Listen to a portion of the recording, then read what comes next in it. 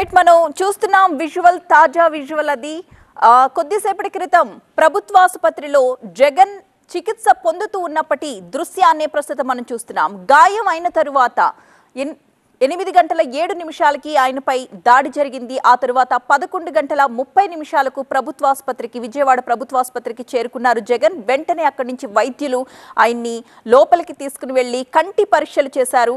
అలాగే local anaesthesia, గాయమైన చోట మాత్రమే లోకల్ అనెస్థీషియా ఇచ్చి 3 కుట్లు కూడా వేయడం జరిగింది. అయితే అయిన గాయం మాత్రం చాలా లోతైన గాయం. అది 1 సెంటీమీటర్ లోతు ట్రయాంగిల్ షేప్ లో గాయం అయింది. దానికి 3 కుట్లు వేశాము. వాపు చాలా ఎక్కువగా ఉంది. అలాగే కంటికి మాత్రం ఎటువంటి ప్రమాదం లేదు. దానికి తగిన పరీక్షలు కూడా చేశామని చెప్పి వైద్యులు కొద్దిసేపటి క్రితం మాట్లాడారు. చికిత్స పొందుతూ ఉన్నప్పటి దృశ్యాలు ప్రస్తుతం మనం టీవీ9 స్క్రీన్ పై ఎక్స్క్లూజివ్ గా మనం చూస్తున్నాం. జగన్ ఎడమ కనుబొమ్మపై తీవ్రమైన గాయం జరిగింది.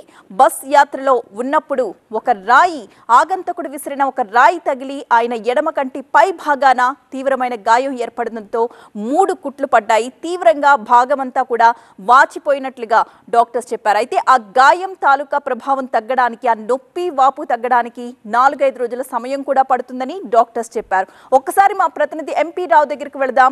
ఎంపీ రావు, చెప్పండి, మనకి ఇక్కడ 2 బ్రేకింగ్స్ అందుతూ ఉన్నాయి. ఒకటి, ఈ ఘటనకు సంబంధించి ఈసీ ఆరా తీసినట్లుగా తెలుస్తోంది. రేపటి లోపు ఎవరు ఈ దాడికి పాల్పడ్డారు అనేది నివేదిక సమర్పించాలి, వారిని గుర్తించాలి అని ఎన్నికల ప్రధానాధికారి స్వయంగా సిపికి ఫోన్ చేసి మాట్లాడినట్లుగా తెలుస్తోంది. 2, యాత్రకు బ్రేక్ పడ్డట్లుగా కూడా మనం మరొక బ్రేకింగ్ న్యూస్ అందుతోంది. తదుపరి షెడ్యూల్ మరికొన్ని గంటల్లో పార్టీ ప్రకటిస్తుంది అని చెప్పేసి. దీనికి సంబంధించిన అప్డేట్స్ ఏమైనా ఉన్నాయి మీ దగ్గర?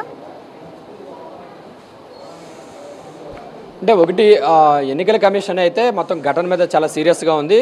ఎన్నికల కోడ్ అమల్లోకి వచ్చినప్పటి నుంచి కూడా ఇలాంటి ఘటనలు, రాజకీయ హింసాత్మకమైనటువంటి ఘటనలు జరిగితే చాలా సీరియస్గా ఎన్నికల కమిషన్ కూడా తీసుకుంటున్నటువంటి పరిస్థితి. అలాంటిది ఏకంగా ఒక ముఖ్యమంత్రి మీదనే ఈ రకమైనటువంటి దాడి జరగడాన్ని సీఈఓ ముఖేష్ కుమార్ మీనా చాలా సీరియస్గా తీసుకున్నారు.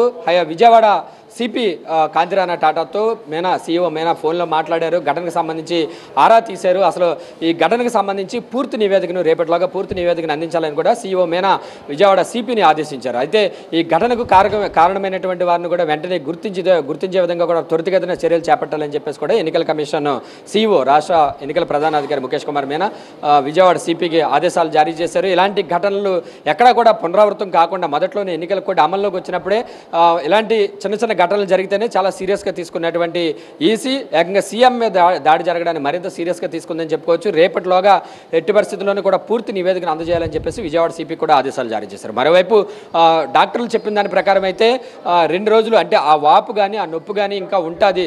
గాయం చిన్నదైనప్పటికీ కూడా 2-3 రోజులు 4 రోజుల్లో మాడిపోతుందని చెప్పినప్పటికీ కూడా కొద్దిగా ఇబ్బందికరమైనటువంటి పరిస్థితి ఉంటుంది. కంటికి కూడా వాపు వచ్చేటటువంటి పరిస్థితి ఉంటుంది. కాబట్టి వీలైతే రెస్ట్ తీసుకోవాలని చెప్పేసి కూడా డాక్టర్లు సూచించారు. దాని ప్రకారమే ముందుగా అయితే బస్సు యాత్రను కొనసాగించాలని చెప్పేసి సీఎం జగన్మోహన్ రెడ్డి అనుకున్నారు. అయితే ఇప్పుడు మనకు అందుతున్నటువంటి సమాచారం ప్రకారం అయితే 1-2 రోజులు ఈ బస్సు యాత్రను వాయిదా వేసే ఆలోచనలో కూడా వైఎస్ఆర్సీపీ ఉన్నట్లుగా తెలుస్తుంది. దానికి సంబంధించి ఎప్పుడు, అంటే ఎన్ని రోజులు వాయిదా వేస్తారు, రేపు ఒక్కరోజు మాత్రమే సీఎం రెస్ట్ తీసుకుని ఎల్లుండి నుంచి కంటిన్యూ చేస్తారా, తదుపరి నెక్స్ట్ షెడ్యూల్ ఎలా ఉండబోతుంది? ఎందుకంటే మ్యాక్సిమం షెడ్యూల్ యాత్రను కంటిన్యూ చేయాలనే ఆలోచనతో సీఎం జగన్మోహన్ రెడ్డి ఉన్నారు. ఎక్కడా కూడా బ్రేక్ వేయకూడదనే ఉద్దేశంతో 14 రోజుల పాటు కూడా చాలా ప్రెస్టీజియస్గా తీసుకుని ప్రజల నుంచి వస్తున్నటువంటి స్పందనను కూడా, అనూహ్యమైనటువంటి స్పందనను కూడా చాలా ఎంతో ఉత్సాహంగా తీసుకుంటూ కూడా సీఎం జగన్మోహన్ రెడ్డి తన బస్సు యాత్రను కొనసాగిస్తూ వస్తున్నారు. 14 రోజులు ఈరోజు సక్సెస్ఫుల్గా 14వ రోజు పూర్తవుతుందా అనుకున్నటువంటి 2 గంటలకు ముందు జరిగినటువంటి ఈ దాడి ఘటనతో ఒకసారిగా వైఎస్ఆర్సీపీ శ్రేణుల్లో ఆందోళన మొదలైంది.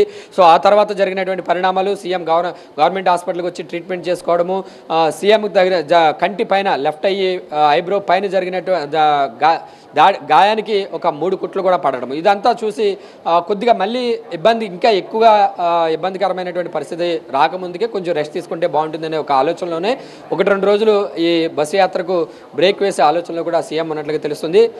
అది ఎన్ని రోజులు, మళ్ళీ ఆ తర్వాత షెడ్యూల్ ఎలా ప్రారంభమవుతుంది అనేది మరి కాసేపట్లోనే రేపు మార్నింగ్ కల్లా కూడా పూర్తి షెడ్యూల్ వచ్చేటటువంటి అవకాశం అయితే ఉంది.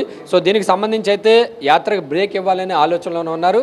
సో బ్రేక్ ఎప్పటి నుంచి ఎప్పటి వరకు ఇస్తారు, సో మళ్ళీ సీఎం ఎప్పుడు బస్సు యాత్రలో పాల్గొంటారు అనేది వైఎస్ఆర్సీపీ నుంచి అధికారికంగా మరికొన్ని గంటల్లో మనకు సమాచారం అందుతుంది. మొత్తం మీద అయితే ఈ సీఎం జగన్మోహన్ రెడ్డి మీద జరిగినటువంటి దాడి ఘటన మీద అయితే పోలీసులు విచారణ అయితే కొనసాగుతుంది. ఘటనా స్థలానికి విజయవాడ సిపి కాంతిరాణ టాటా కూడా వెళ్ళారు. ఆ ఘటన జరిగినటువంటి తీరును పూర్తిగా పరిశీలించారు. అక్కడ ఉన్నటువంటి సాక్షులు, ప్రత్యక్ష సాక్షులు అయితే ఎవరు ముందుకు రావడం లేదు, కానీ అక్కడ ఉన్నటువంటి వారిని కూడా ఆరా తీసి ఘటన ఎలా జరిగింది అనే దాన్ని కూడా ఆరా తీశారు.